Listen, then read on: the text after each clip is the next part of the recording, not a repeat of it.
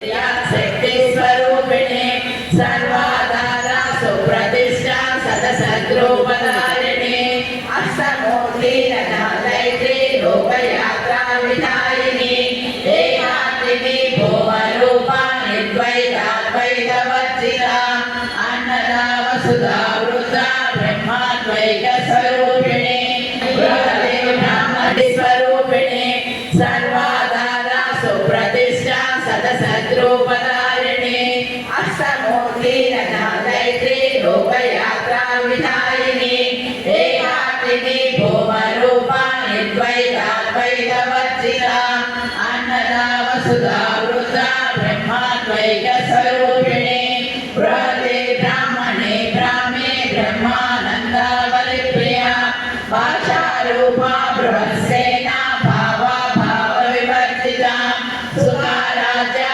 शुभकरी शोभनीया निवेशिता जलासिता राज्यलक्ष्मी कोशनादा चतुरङ्गबलेश्वरी साम्राज्यदायिनी सत्यसन्धा सागरमेखला दीक्षिता दैत्यशमनी सर्वलोकवशङ्करी सर्वार्थदात्री सावित्री सच्चिदानन्दरूपिणी देशकाला परिच्छिन्ना सर्वगा सर्वमोहिनी सरस्वती शास्त्रमयी गुहाम्बा गुह्यरूपिणी सर्वोपाधिविनिर्मुक्ता सदा शिवपतिव्रता सम्प्रदायेश्वरी सात्वी गुरुः सर्वतन्त्रेशी दक्षिणामूर्तिरूपिणी सनकादिसमाराध्या शिवज्ञानप्रदा प्रिया लयकरी रज्जारम्भादिवन्दिता भादा वसुधा वृष्टि पापारण्यदवानला दौर्भाग्यतूलवातूला जराध्वान्तरविप्रभा भाग्याब्धिचन्द्रिका रम्यकवर्तिनि वैरावो कार्तिकेयुनिकि मातपुगा कात्यायनिगा करुणिंచి కలియుగమంతా కాపాడి కనకదుర్గవై వెలసితివి రామలింగేశ్వరురానివిగా రవికుల సోముని రమణివిగా రమావాణి సేవితగా రాజరాజేశ్వరి వైనావు ఖడ్గము శూలము ధరించి మాసుపదాశ్రము చేబూని శంబని శంపురతుని మాడి వచ్చింది శ్రీ శ్యామలగా జలనే చేసెదము కష్టములన్నీ కడతేర్చి కనికరముదమము కాపాడు రాక్షస బాధలు పడలేక దేవతలంతా ప్రార్థింప అభయహస్తము చూపితివి అవతారములు దాల్చితివి అరుణారుణ భూకాంతులతో అగ్నివర్ణ భూజ్వాలలలో అసురులనందరతుని మాడి అపరాజిత వైవచ్చితివి గిరిరాజునకు పుత్రికగా నందనందుని సోదరిగా భూలోకానికి వచ్చితివి భక్తుల కోర్కెలు తీర్చితివి దేవమ్మ శ్రీ భువనేశ్వరి అవతారం జగమంతటికి ఆధారం పరమేశ్వరునికి ప్రియ సతిగా జగమంతటికి మాతవుగా అందరి సేవలు అందుకొని అంతట నీవే నిండితివి కరుణించమ్మా లలితమ్మ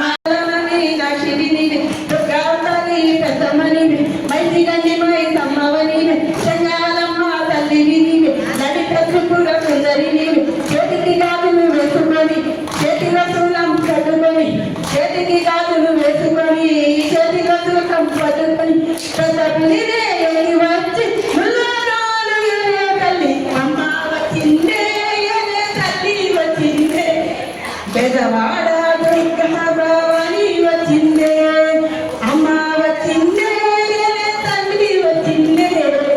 పెద్దవాడ దుర్గవాణి వచ్చిందే విజయని మహాకాళి నీవే అలంపరి దొరదామవు నీవే అమ్మల గన్న మాయమ్మ ఆది పరాశక్తి నీవేనమ్మ ముక్కుకు ముక్కెర పెట్టుకొని చెవులకు దుర్గులు పెట్టుకొని ముక్కుకు ముక్కెర పెట్టుకొని చెవులకు దుర్గులు పెట్టుకొని మహిషాసుర మర్దిని మహంకాళిగా వచ్చే తల్లి అమ్మ వచ్చిందే తల్లి వచ్చిందే పెదవాడ దుర్గా భవాని వచ్చిందే అమ్మ వచ్చిందే తల్లి వచ్చిందే పెదవాడ దుర్గా భవాని వచ్చిందే అమ్మ వచ్చిందే తల్లి వచ్చిందే పెదవాడ దుర్గా భవాని వచ్చిందే పెదవాడ దుర్గా భవాని వచ్చిందే పెదవాడ దుర్గా భవాని వచ్చిందే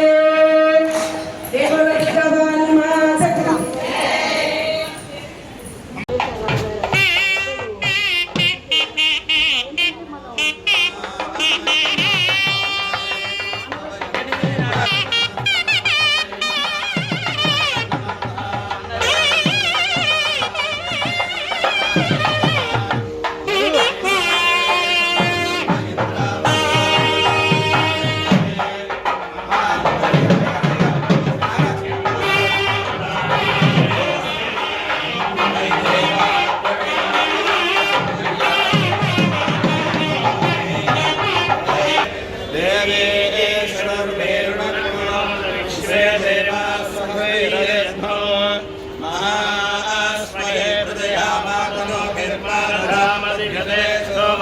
మీరంతా ఎంతో ఉత్కంఠతో ఎదురుచూస్తున్న గొప్ప చెరగల మిత్రులు మహాసహస్రావధాని శివగుడి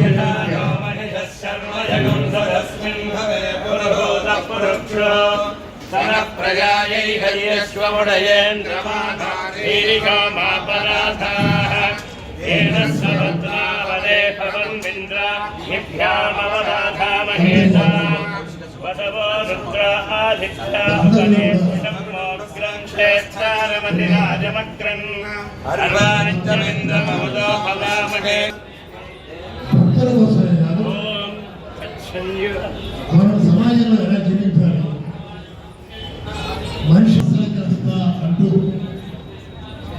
భద్రహరి జీర్ణమంది సుభాషితమని బాధపడ్డాడు. పండిత అని బాధపడ్డాడు భద్రహరి. అలా అని ఆయన ఊరుకోలే. సుభాషిత దృష్టి 3 పద్ధతుల్లో శతకాలు సుభాషితం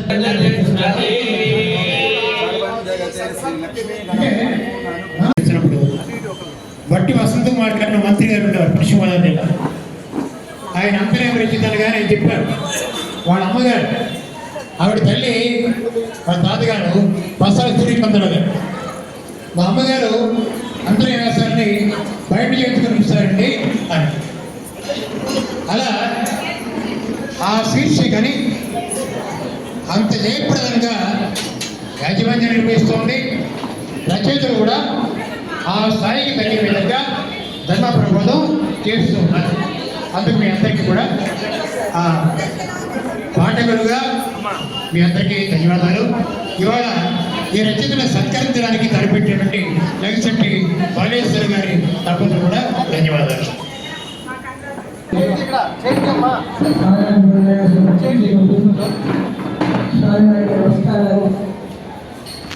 అయ్యా దయచేసి అమ్మ ఎక్కడ వాళ్ళు అక్కడ కూర్చోండి. గురుగారు మీ దగ్గరికి వస్తున్నారు, దయచేసి ఎక్కడ వాళ్ళు అక్కడ కూర్చోండి. కొన్ని నిమిషాలు సరస్వతి దేవికి సత్కారం చేయడం, దేవికి పూజ చేసుకోవడం అంటే మీరు అంత గొప్ప వాళ్ళని మీరు భావించట్లేదు.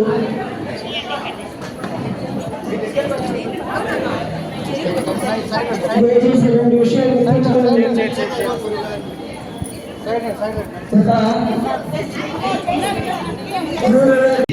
వేదిక మీద ఉన్న రచయితలందరికీ కూడా మీరు ఒక్కసారి దయచేసి కర్తాల ధ్వనులతోటి ఒక్కసారి చప్పట్లు కొట్టి వారందరినీ కూడా అభినందించండి. ఎందుకని అంటే వారి వారి రంగాలలో కథకులుగా ఇప్పుడు బాలేశ్వరరావు గారు దయచేసి ఒకసారి రండి. ఇప్పుడు బాలేశ్వరరావు గారిని మీరు అందరూ దయచేసి ఒక్కసారి గట్టిగా చదువుకోండి. ఎందుకంటే ఈయన చేస్తున్న గొప్ప పనిని ఈవేళ ప్రపంచం అభినందిస్తుంది. ఆ అభినందించడానికే మనకి గైడిపట్టి నరసింహరావు గారు ఈవేళ వేదిక మీద పెంచారు. నాకు ఒక నెలల కిందట ఆయన చెప్పారు, ఏమిటి మీరు వస్తున్నారని కదా నేను అడిగితే గారు నరసింహరావుని, అవును ఆయన చేస్తున్నది ఒక సత్కార్యం, ఆయన చేస్తున్న పనిని నేను హృదయపూర్వకంగా అభినందించడం కోసమే నేను ఆ కార్యక్రమానికి వస్తున్నానని చెప్పారు నరసింహరావు నాతో. కాబట్టి ఈవేళ మనందరం మెచ్చుకోలేని వ్యక్తి బాలేశ్వరరావు గారు. అయ్యా మీరు చెప్పిన మాట నేను బాలేశ్వరరావు చెప్పాను.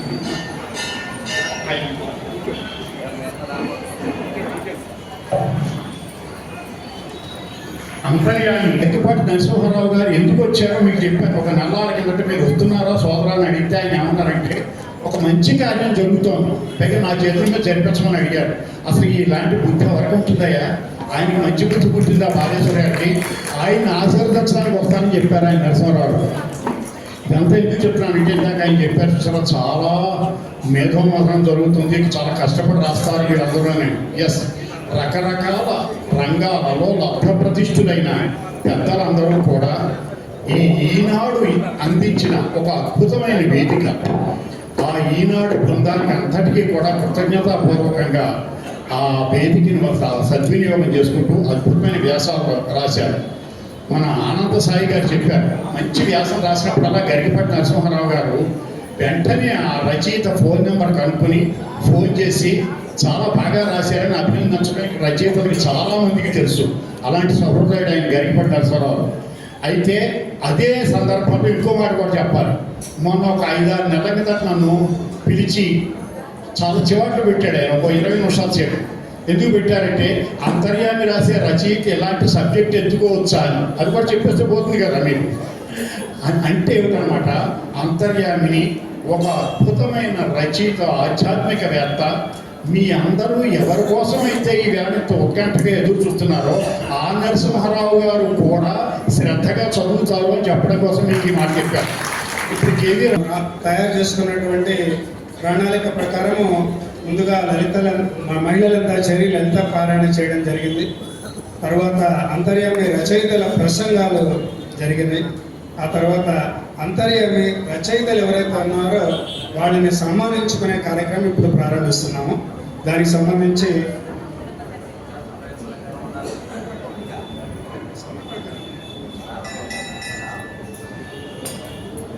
ఒక్కొక్క అంతర్యామి రచయితలు అంటే వాళ్ళు ఎవరు, ఎక్కడి నుంచి వచ్చారు, వాళ్ళు ఏం చేశారనే అటువంటి పరిచయం మీకు ఆల్రెడీ వాళ్ళు చేశారు. కాబట్టి మన ముఖ్య ఉద్దేశం ఏంటంటే అంతర్యామిలో ఒక శీర్షికను తీసుకొని ఆ శీర్షికలో ఒక భాగాన్ని క్లుప్తంగా మీకు వినిపిస్తాము. ఆ తర్వాత గరికపాటి నరసింహారావు గారి చేతుల మీదుగా వారికి సత్కారం ఏర్పాటు చేయడం జరుగుతుంది. దానికి మా శ్రీమతిని ఆహ్వానిస్తున్నాను. గురు బ్రహ్మ గురుర్ విష్ణు గురుదేవో మహేశ్వర గురు సాక్షాత్ పరబ్రహ్మ తస్మై శ్రీ గురవే నమః. ఓం శ్రీ సంకటహర గణపతియే నమః. ఓం శ్రీమాత్రే నమః. ఎందరో మహానుభావులు అందరికీ వందనాలు. ముఖ్యంగా పద్మశ్రీ అవార్డు గ్రహీత మేము శ్రీ గరికపాటి నరసింహారావు గారు మేము పిలవగానే విచ్చేసినందుకు ఆయనకు ప్రత్యేకమైన ధన్యవాదాలు తెలియజేస్తున్నాను. ఈ కార్యక్రమ వివరాలు ఏమిటి అంటే క్లుప్తంగా చెప్తానండి.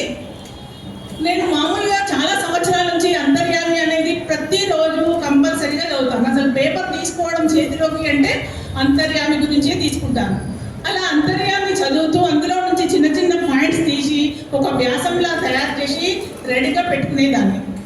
ఒకరోజు మా గుడి పూజారి పురుషోత్తం పూజారి గారు సంకటహర చతుర్థి రోజున నాకు పట్టుదలగా నాకు ఉత్సాహం కలిగించి స్టేజ్ మీద 2 నిమిషాలు 3 నిమిషాలు పెంచకుండా ప్రవచనాలు చెప్పమ్మా అని నన్ను ప్రోత్సహించి ముందుకు నడిపించారు.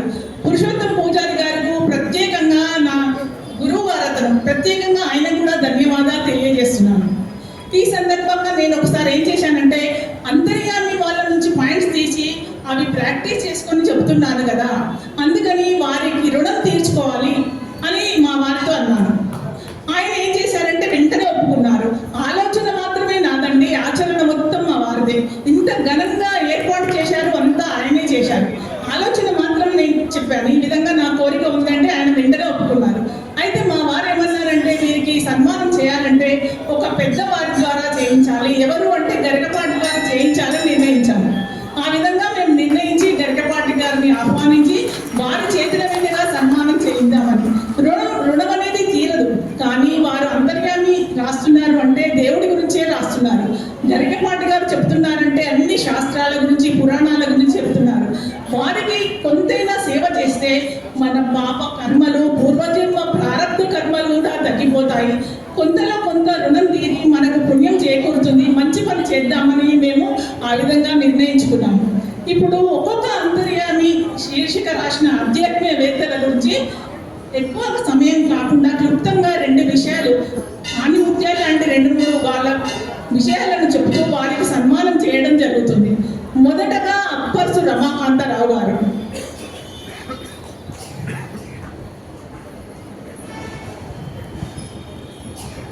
వారు రాసిన శీర్షికలో వినరో భాగ్యం విష్ణు కథలో ఇలా చెప్పారు. ఏం చెప్పారంటే, విష్ణువు ఆది అంతాలు లేనివాడు, బలహీనులకు బలమివ్వడు, నీకు నాకు బ్రహ్మాదులకు నని ప్రహ్లాదుడే కాక వినరో భాగ్యం విష్ణు కథ, వెనుమల నిధివో విష్ణు కథ అని అన్నమాచార్యుడు కూడా మధురంగా గానం చేశాడని చెప్పారు.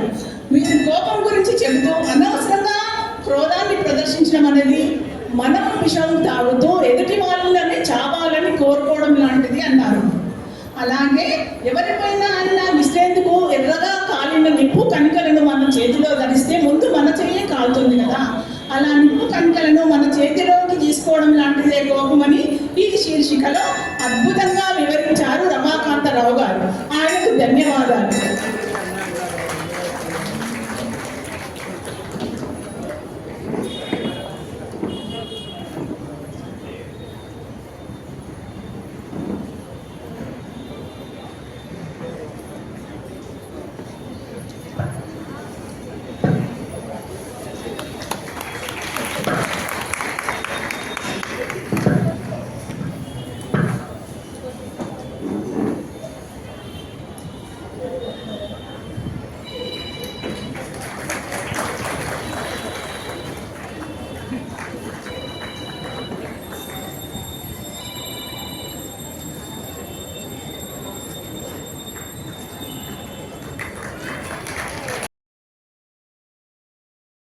పడిన అబద్ధం తన శీర్షికలు ఉప పురాణాల్లో వివరించారు. పురాణాల సంఖ్య 18. మాకారంతో మధ్య మార్కండేయ పురాణాలు, భాకారంతో భాగవత భవిష్యత్ పురాణాలు, బ్రాకారంతో బ్రహ్మ వైవర్త బ్రహ్మాండ అనే 3 పురాణాలు, వా అనే అక్షరంతో వాయు పురాణం, వరాహ పురాణం, వామన పురాణం, విష్ణు పురాణం అనే 4 పురాణాలు, అగ్ని పురాణం, నారద పురాణం, పద్మ పురాణం, లింగ పురాణం, గరుడ పురాణం, కూర్మ పురాణం, స్కాంద పురాణాలు కలిసి మొత్తం 18 పురాణాలు. అలాగే ఉప పురాణాలు 18, వాటిని కూడా వేద వ్యాసుడే రాశాడని అన్ని పురాణాల వివరణ శ్రీనివాసరావు గారు అద్భుతంగా ఇచ్చారు.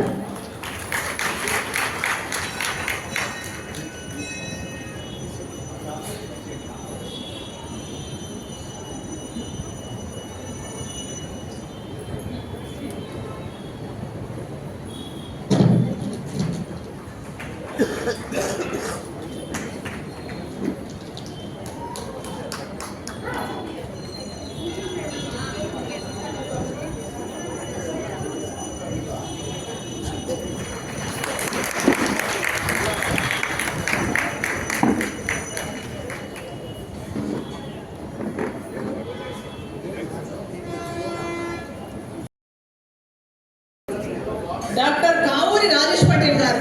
శీర్షిక వసంత పంచమిలో. వసంత పంచమిని శ్రీ పంచమి అంటారు. శ్రీ అంటే సంపద, అసలైన శ్రీ జ్ఞానమే కాబట్టి ఇది జ్ఞాన పంచమి అయ్యింది. విద్యను అందించే శారదగా, వాక్శక్తికి వాగేశ్వరిగా, పరావిద్యను అందించే శ్రీ విద్యగా, బ్రహ్మ మానస సంచారిని బ్రాహ్మణిగా, ఇలా ఎన్నో విధాలుగా సరస్వతీ దేవి జ్ఞాన లబ్ధి, విద్యా సిద్ధి, సర్వతోముఖాభివృద్ధి చెందుతుంది అని రాజేష్ గారు సరస్వతీ దేవి గురించి అద్భుతంగా వివరించారు.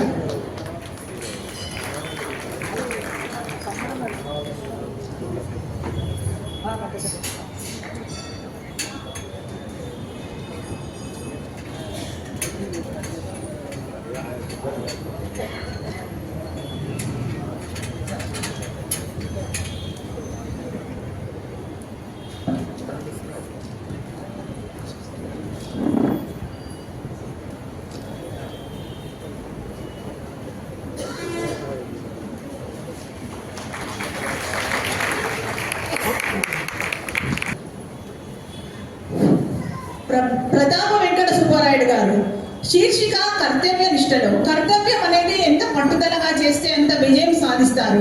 నంబి కుర్మ గ్రామవాసి. అతడి వృత్తి వెంకటేశ్వర స్వామి వంటశాల కుండ చేయడం. ఆ పనిలో మునిగి స్వామి దర్శనానికి వెళ్ళలేకపోయేవాడు నంబి. కుండ చేశాక తన చేతికి అంటుకున్న మట్టిని పువ్వులా చేసి కొయ్య వెంకటేశ్వర స్వామికి అర్పించేవాడు. అవే తనకు అత్యంత ప్రియమైనవని తొండమా చక్రవర్తి సమర్పించే పుష్పాలను, బంగారు పుష్పాలను ప్రక్కకు దోసేసేవాడు శ్రీనివాసుడు. చక్రవర్తి నంబి దగ్గరికి వెళ్ళి ఆయన ముందు మోకరిల్లి వెంకటేశ్వరుడు అతడి పూలను ఇష్టపడడానికి కారణం ఏమిటి అని అడిగాడు. తనకేమీ తెలియదని, అంతా తనకు మట్టి కుండ చేయడం మాత్రమే తెలుసునన్నాడు నంబి. పరిపూర్ణమైన భక్తి అన్న భావనతో మట్టి పుష్పాలను సమర్పించిన పరమాత్మని మెప్పించిన నంబి అందరికీ ఆదర్శప్రాయుడు అని కర్తవ్య నిష్ట గురించి అద్భుతంగా వివరించారు సుబ్బారాయుడు గారు.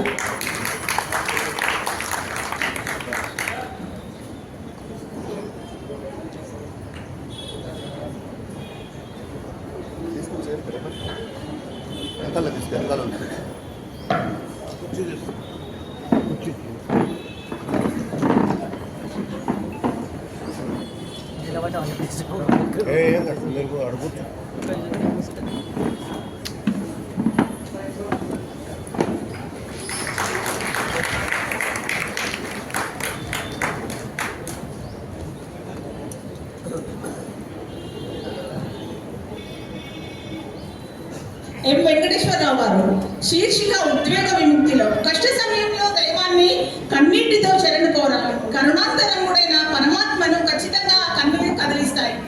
మూగజీవి అయిన గజరాలు మొసలి నోట చిక్కింది ఆ కష్ట సమయంలోనే కదా. నీవే దిక్కంటూ కార్చిన కన్నీరు వైకుంఠ వాసంని భూమికి రప్పించింది. భక్తి మార్గంలో తాదాత్మ్యత చెందినప్పుడు మనకు తెలియకుండానే అశ్రు రూపంలో ఆనంద స్థితికి వెళ్ళిపోతాము. ఆనందాశ్రువులు వస్తాయి. భవబంధాల నుండి, మానసిక ఉద్వేగాల నుండి విముక్తి కావడమే ఆనంద స్థితి అని అద్భుతంగా వివరించారు ఎం వెంకటేశ్వరరావు గారు.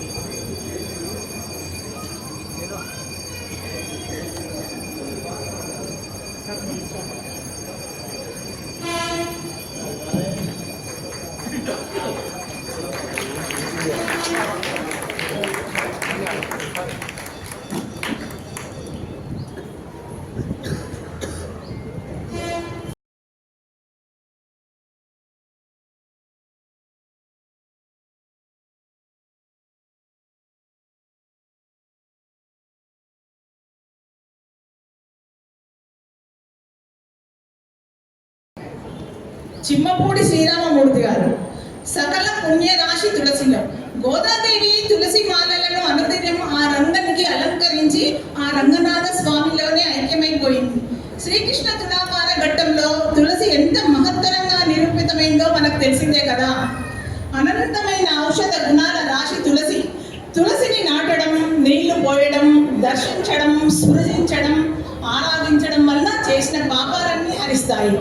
తులసిని విష్ణు వల్లభ అని కూడా పేరు ఉంది. తులసి పూసల మాలతో జపం చేస్తారని, భగవద్గీత చదివి గంగా నీరు తాగి మురారిని పూజించే వాడి వైపు యముడు కన్నెత్తి చూడడని శ్రీరామమూర్తి గారు చక్కగా వివరించారు.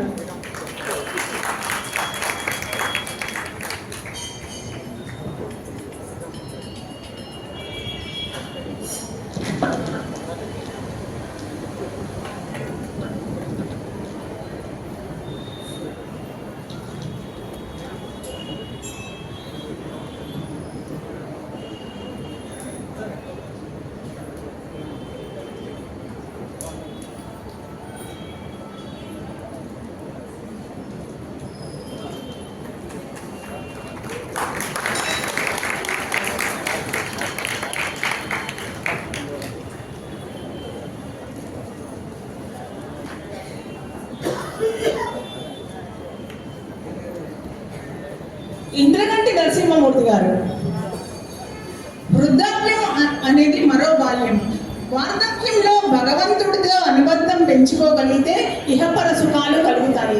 వార్ధక్యం వచ్చాక సంసారము బంధాలు తగ్గించుకొని భగవంతుడి కోసం గడపాలని అద్భుతంగా చెప్పారు ఆయన. వృద్ధాప్యం అనేది మరో బాల్యం. తల్లి పిల్లలను లాలించినట్లు కొడుకులు కూతుళ్ళు వృద్ధులైన తల్లిదండ్రులను ఉజ్జగించాలి. వారి చిన్ని కోరికలను తీర్చడానికి సమయం కేటాయించాలి అన్నారు. రోజులో కొద్దిసేపు తల్లిదండ్రులతో మాట్లాడితే వారికి ఎంతో ఆత్మశాంతి సంతృప్తి కలుగుతుంది అన్నారు. వారి అనుభవాలను పిల్లలు గ్రహించాలి అన్నారు. ఈనాటి పిల్లలకు ఆయన ఇచ్చిన సందేశం చాలా అద్భుతంగా ఉంది. చాలా మంది పాటించడం లేదు, కానీ వృద్ధులు చిన్నపిల్లలతో సమానం. పిల్లలు వారిని చాలా ఆదరణగా చూడాలని ఇంద్రగంటి నరసింహమూర్తి గారు చాలా చక్కగా వివరించారు.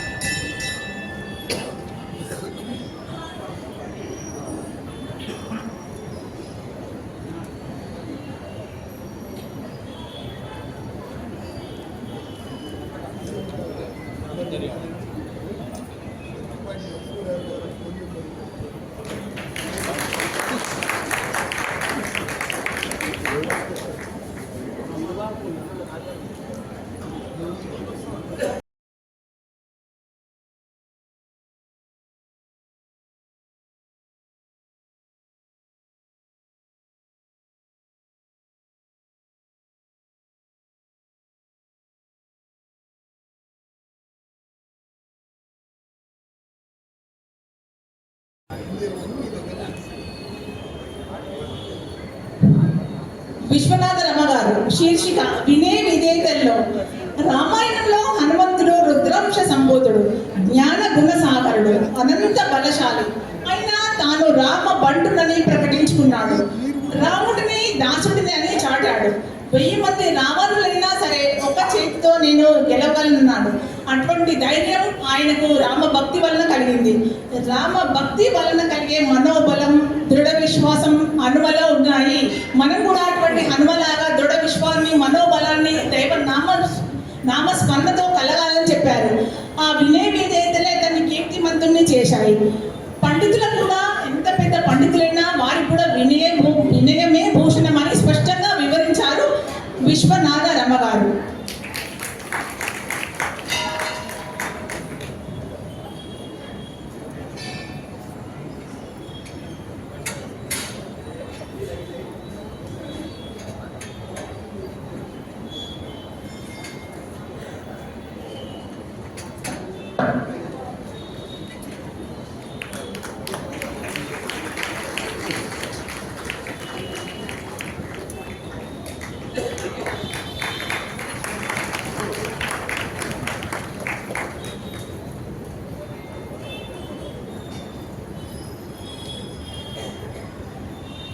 ఆనంద సాయి స్వామి గారు. శీర్షిక జీవన యజ్ఞంలో. జీవితం అనేది చాలా విలువైంది అన్నారు. ఇచ్చిన వాడికి మాత్రమే తెలుసు, పుచ్చుకున్న వారికి తెలియదన్నారు. అన్నీ ఉన్నవాడికి, ఆకు నిండా భోజనం ఉన్నవాడికి జీవితం గురించి తెలియదు. ఆకలితో అన్నం కోసం ఎదురు చూసే వాడికి తెలుస్తుంది ఈ జీవితం గురించి, దాని విలువ గురించి అని చెప్పారు. పట్టుపట్టి జీవితాన్ని శుద్ధి చేసుకొని పవిత్రీకరించుకోవాలి అన్నారు. ఎవరికి వారే తమ జీవిత విలువను పెంచుకోవాలన్నారు స్వామి గారు. ఈ సందర్భంగా ఒక చిన్న మాట అండి. ఎవరికి వారే భర్తలు భార్య పిల్లలు ఒకరిని ఒకరెవ్వరు ఉద్ధరించరు. ఎవరిని వారే ఉద్ధరించుకోవాలి. ఈ విషయం ఆనంద సాయి స్వామి గారు చాలా స్పష్టంగా చెప్పారు. మన సద్గతి గురించి మనల్ని మనమే ఉద్ధరించుకోవాలి అని చాలా స్పష్టంగా చెప్పారు ఆనంద సాయి స్వామి గారు.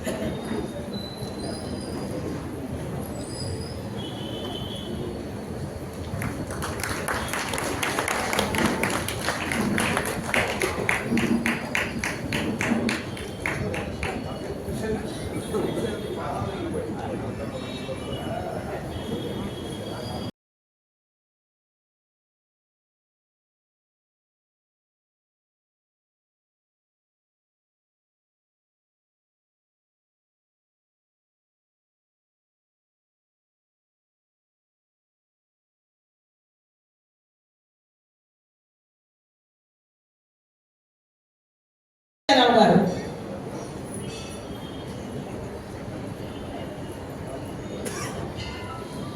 శీర్షిక 1000 పూలు వికసించనిలో క్షమయ దరిద్రి అని చెప్పిన వారు భారతీయ ఋషులు. భూదేవిని మనందరినీ భరిస్తుంది భూదేవి. సహనమే మన సంస్కృతి కదా. సహనం, క్షమాగుణం భారతీయ సంస్కృతి వైశిష్ట్యం. ఒకరికి తన అభిప్రాయాలను వ్యక్తం చేయడానికి హక్కు ఎలా ఉందో అలాగే ఇతరుల మాటల్ని కూడా మనం మనోభిప్రాయాన్ని కూడా మన్నించడం అనేది కర్తవ్యం, విజ్ఞత అన్నారు. ఎవరి విశ్వాసాలకు అనుగుణంగా వారు బతుకుతూ ఇతరుల జీవన వైఖరుల్ని సహించగలగడం భారతీయ సంస్కారం అన్నారు సూర్యారావు గారు.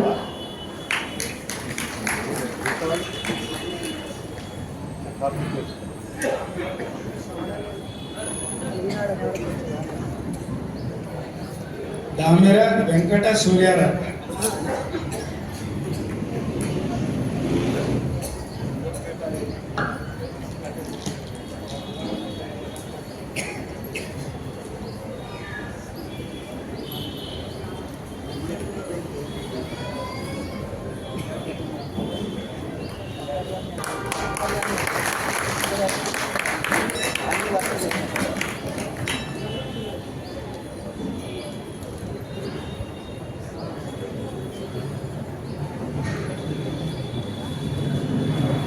మునిమడుగుల రాజారావు గారు.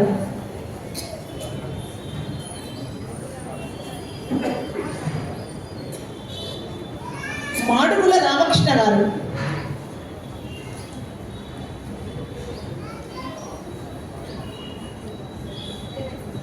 మహనీయుల మాటల్లో నిరంతరం మంచిదే ఆలకించమని, పలకమని, ఆచరించమని ప్రబోధిస్తుంది రామాయణ గ్రంథం. మహాపురుషుల పలుకులు ఆలకించమని, మహాత్ములు సద్గురువుల బోధలు చెవికెక్కించుకోమని విఘ్నులు సూచిస్తారు. చెడ్డ మాటలు బుద్ధిని పెడదారి పట్టించి సన్మార్గుడిని సైతం దుర్మార్గుడిగా మార్చే ప్రమాదం ఉంది అన్నారు. ఓపిక, సహనం అనేవి బలహీనతలు కానే కావు. అవి అంతర్గతంగా ఉండే శక్తులు. అవి నీ జీవితాన్ని వెలిగిస్తాయి అన్నారు. ఆ శక్తుల్ని సంపాదించుకోవడానికి శ్రమించాలి. సహనం అనేది తీయని ఫలాన్నిచ్చే చేదు మొక్క. సహనంగా ఉంటే ఎంత కష్టమైనా సరే తుదకు అది తీయని ఫలాన్ని ఇస్తుంది అని చెప్పారు. ఓర్మి లేక దాన్ని పీకి పారేస్తే నష్టపోయేది మనమే అన్నారు. సంయమనంతో వేచి చూడు, కాలం కలిసి వచ్చి అది అందించే తీయని ఫలాన్ని అందుకునేది, ఆనందించేది, అనుభవించేది నువ్వే అంటుంది మహాభారతం అని అరణ్య పర్వంలోని భాగం గురించి రామకృష్ణ గారు చక్కగా తెలియజేశారు.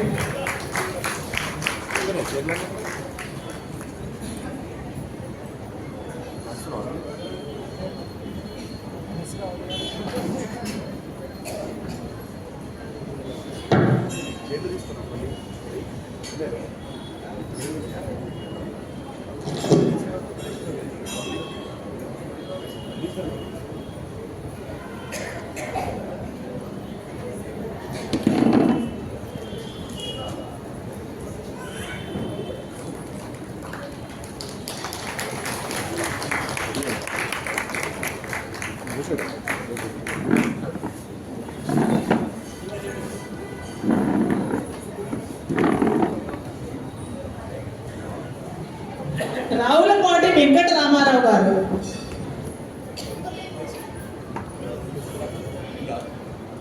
శీర్షిక హృదయ సౌందర్యంలో అందరూ సౌందర్య ఆరాధకులే. సౌందర్యాన్ని దైవదత్తం గావించింది జగద్గురు ఆది శంకరుల వారి సౌందర్య లహరి స్తోత్రం. అమ్మవారి దివ్య సౌందర్యం ఆర్తి భక్తి దాయకమై అలరించింది అన్నారు. బీజాక్షరాలతో నిండి ఉపాసనా విధానమైంది అని చెప్పారు. శ్రీ లలితా సుందరి లాలిత్యం మహాలావణ్య సౌందర్యం కలగలిసి భక్తి సామ్రాజ్యంలో సౌందర్య లహరి స్తోత్రం ఘనకీర్తి గాంచిందన్నారు. బాహ్య సౌందర్యం కొందరినే ఆకర్షిస్తుంది, కానీ అంత సౌందర్యం అందరినీ ఆకర్షిస్తుంది అనే సత్యాన్ని తెలియజేశారు. సత్యం, ధర్మం, శాంతి, ప్రేమ, అహింస హృదయ సౌందర్యానికి పంచరత్నాలు అన్నారు. భగవంతుడు ఎప్పుడైనా భక్తి ప్రియుడు కానీ వస్తు ప్రియుడు కానే కాదు. వస్తువులన్నీ ఆయన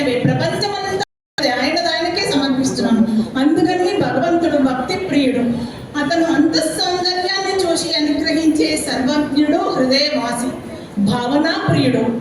కనిపించే రూప సోయగం కన్నా లోపల వెలుగులు విరజిమ్మే హృదయ సౌందర్యం మిన్న అని చక్కగా వివరించారు వెంకట రామారావు గారు.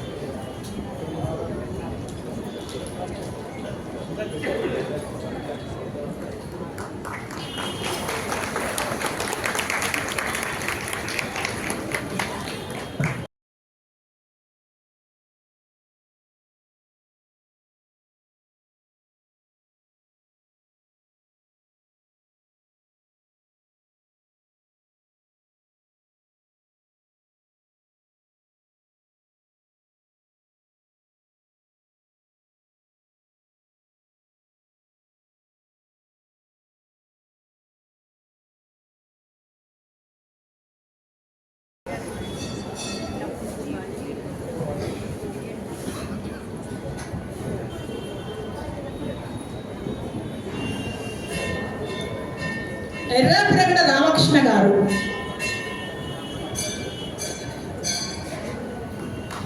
శీర్షిక మౌన భాషలో. నిజంగానే మౌనం అనేది చాలా శక్తివంతమైన భాష. మాట్లాడకుండా కూర్చోవడం కాదు, లోపల ఆలోచనల రొద సైతం నిలిపించిపోయే ఒకానొక అద్భుతమైన స్థితి పేరే మౌనం. మౌనం అంటే మనం కళ్ళు మూసుకోవడం కాదు, లోపల ఆలోచనలు కూడా ఆగిపోవాలి. అదే అసలైన మౌనం అన్నారు. మనిషి తన చుట్టూ దట్టంగా పరుచుకున్న కటిక చీకటిని బ్రహ్మాండమైన వెలుగుల పూర్వ రూపంగా ఏనాడో గుర్తించారు మానవులు. ఆ చీకటి అసలు రూపం నలుపు కాదని, అది అనంతమైన కాంతి కిరణాలను తన కడుపులో దాచుకున్న తెల్లని దీప్యమానమైన వెలుగుల ముద్ద అని పెద్దలు ఎన్నోసార్లు వివరించారు. అదేవిధంగా నిశ్శబ్దం కూడా తన లోపల ప్రళయ భీకర శబ్దాలను ఇముడుచుకున్నదేనని బోధించారు. నూతిని తవ్వి నేను నీటిని పుట్టిస్తున్నాను అనుకుంటున్నావేమో, అది పొరపాటు. నువ్వు తవ్వకముందే అక్కడ నీరున్నది అన్నారు. అది నీటి అవ్యక్త స్థితి అని చెప్పారు. నీ ప్రయత్నం ద్వారా లోకానికి వెల్లడైంది ఆ నీరు, అంతే. ముందే అక్కడ నీరుంది అని చెప్పారు. మాట నేర్చిన మనిషి తన ప్రయాణంలో చివరికి చేరవలసిన గమ్యం మౌనమే కదా అన్నారు. చివరి మాట, మనం ఎన్ని మాట్లాడినా చివరికి చేరుకోవాల్సింది మౌనంలోకే కదా అని అద్భుతంగా వివరించారు ఎర్రప్రగడ రామకృష్ణ గారు.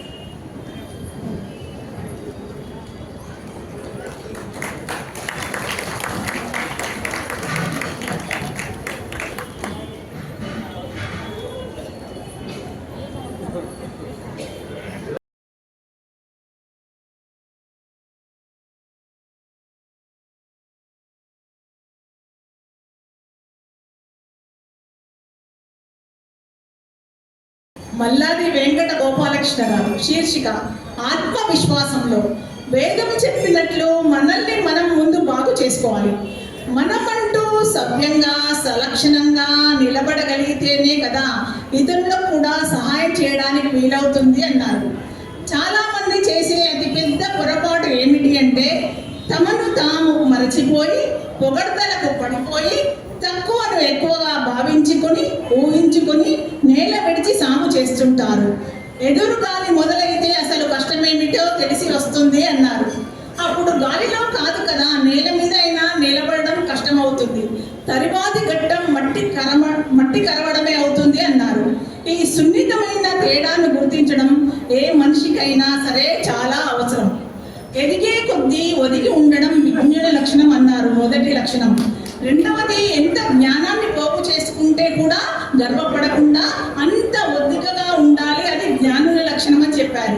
ఈ రెండు లక్షణాలు జీవితానికి అందరికీ అతి ముఖ్యమైనవి అని గోపాలకృష్ణ గారు వివరించారు.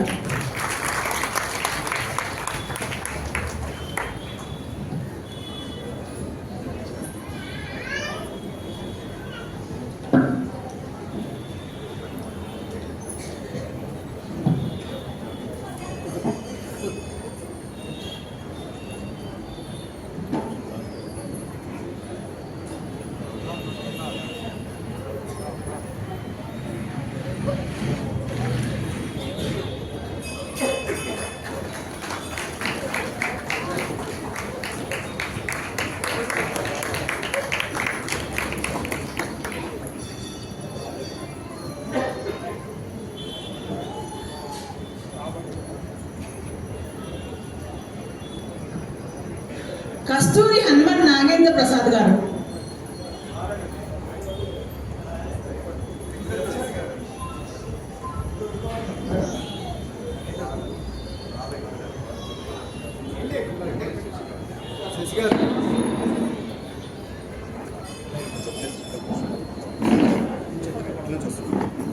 కస్తూరి హనుమన్ నాగప్రసాద్ గారు, వారు సహధర్మచారి శివైక్య చదవడం వల్ల రాలేకపోయినారు.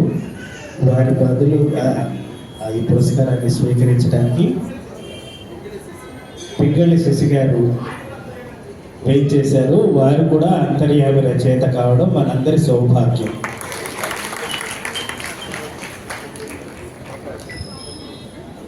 ఏమి ఇవ్వాలో ఆయనకు తెలుసులో.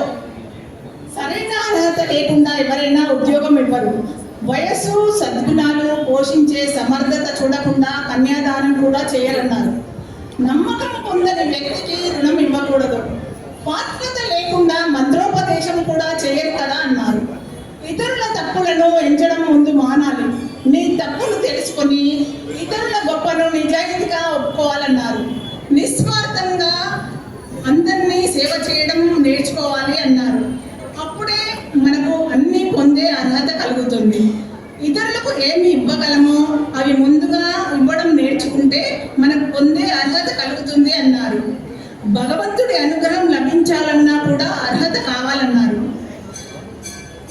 నీలోని బలహీనతలను విన్నవించి వాటిని అధిగమించే శక్తిని, సంపూర్ణమైన ఆరోగ్యాన్ని, కష్టాలను అధిగమించే మానసిక స్థైర్యాన్ని కలిగించమని ఆ భగవంతుణ్ణి అర్థించాలి అన్నారు. ఆ దైవం ప్రసాదించిన తెలివితేటలు, సంపద దుర్వినియోగం చేయకుండా, అంటే ఇక్కడ మనం ఎంతో డబ్బులు సంపాదిస్తాం, అన్ని డబ్బులను దుర్వినియోగం చేయకుండా సత్కర్మలకి ఉపయోగపడే వారికే వాడాలి. మన తెలివితేటలను కూడా మంచిగా ఉపయోగించాలి, సద్వినియోగం చేయాలి అనే విషయాన్ని చాలా స్పష్టంగా వివరించారు ప్రసాద్ గారు.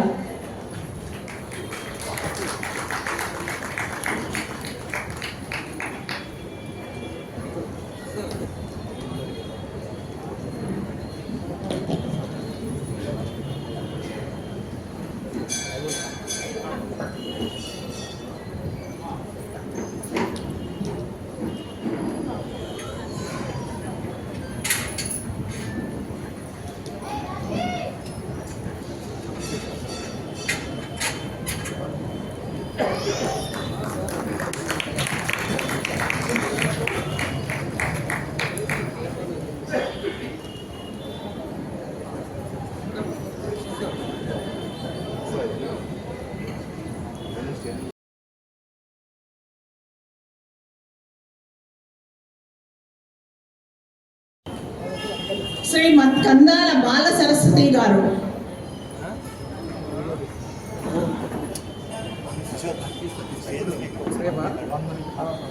శీర్షిక ఆనంద లహరిలో.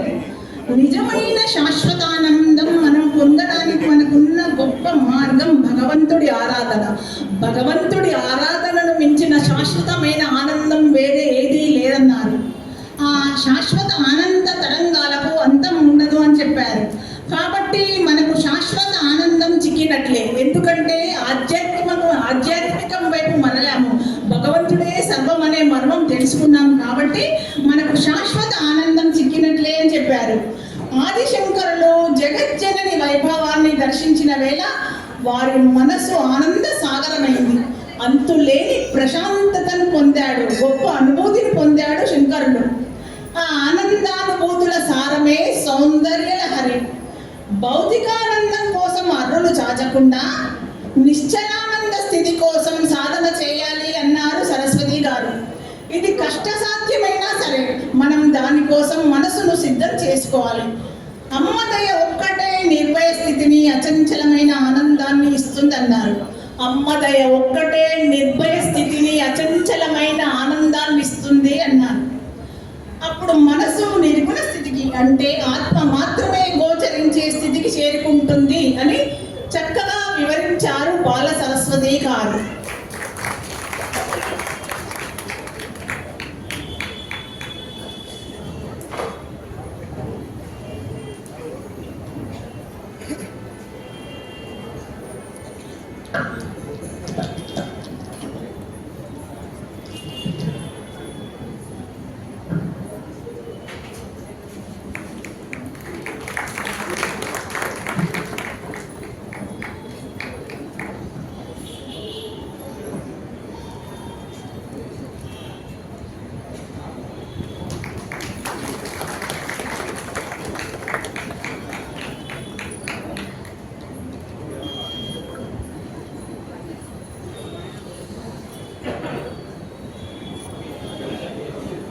గంటి ఉషాబాల గారు.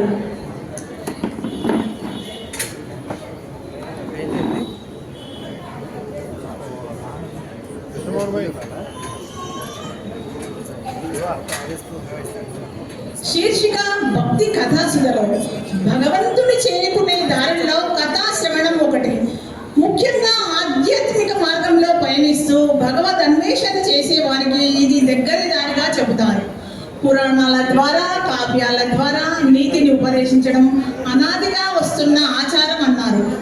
బహుళ ప్రచారంలో ఉన్న భాగవత, రామాయణ, భారతాది కథాశ్రవణం ద్వారా మానవులకు అవసరమైన ఆత్మ గౌరవం, కార్యదీక్ష, ధర్మానుష్ఠానం, సాంఘిక సేవ, పరోపకారం వంటి సద్గుణాలు అలవడతాయి. అవన్నీ పురాణాలను చదివితే ఇవన్నీ మంచి గుణాలు అలవడతాయి అని స్పష్టంగా చెప్పారు. ధర్మజ్ఞుడు, కృతజ్ఞుడు, సచ్చరితుడు శ్రీరాముడని రామాయణం ద్వారా మనకు శ్రీహరి కథలను వింటూ నరసింహుడి కృపకు పాత్రుడైనాడని భాగవతం ద్వారా తెలుస్తుంది కదా అని చెప్పారు. విష్ణు కథలను పఠించి విని నారదాది మునులు, వేద వ్యాసులు, గోపకాంతలు ఇంకా ఎందరో భక్తులు ధరించారని ఉషా బాల గారు ఈ వ్యాసం ద్వారా మనకు తెలియజేశారు.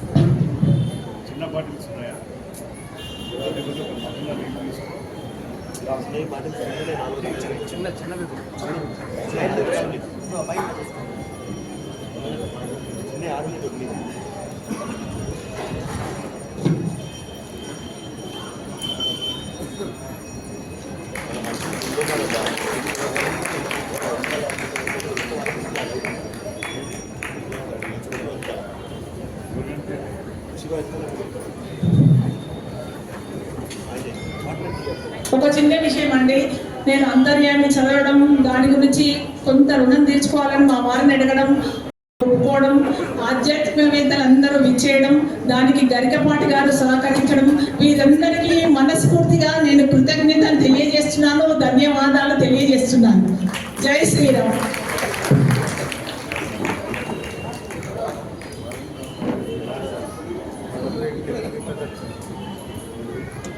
మీరందరూ ఏ కార్యక్రమం కోసం ఎదురు చూస్తున్నారో మాకు తెలుసండి.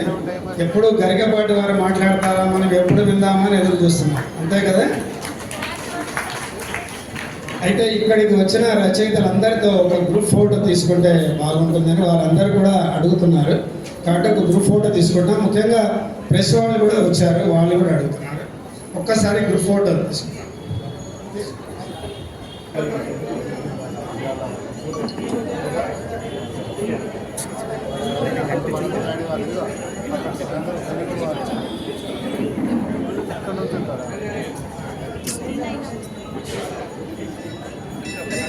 ప్లీజ్ వీడియో తీసినా పర్వాలేదు వీడియో తీసినా పర్వాలేదు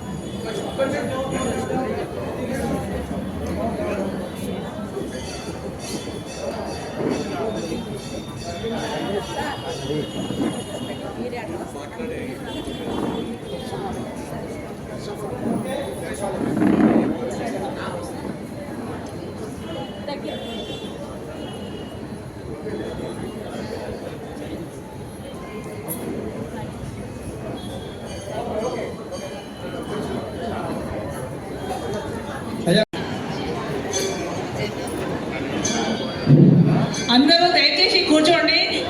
పద్మశ్రీ గరికపాటి నరసింహారావు గారికి సన్మాన కార్యక్రమం జరుగుతుంది. తప్పకుండా మీ అందరూ వీక్షించాలి.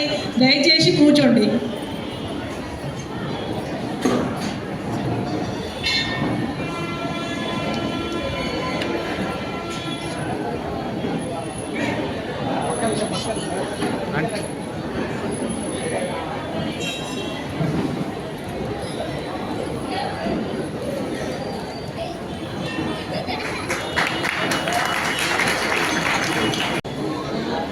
తీసుకొచ్చేస్తాను.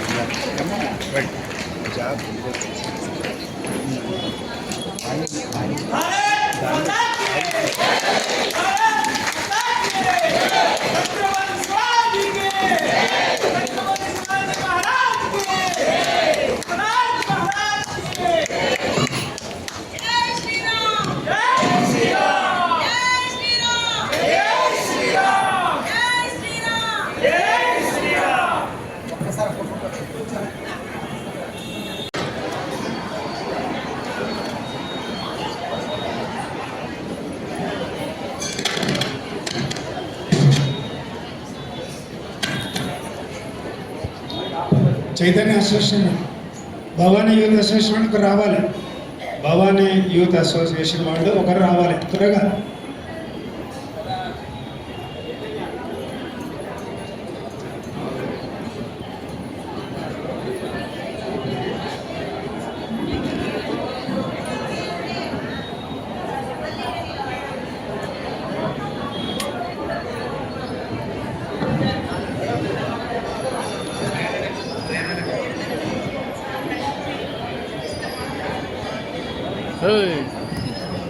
దయచేసి అల్పారం తీసుకుని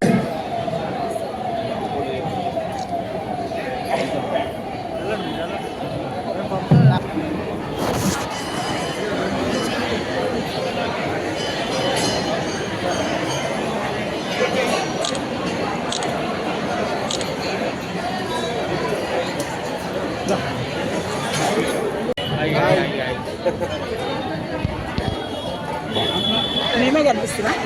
మీరే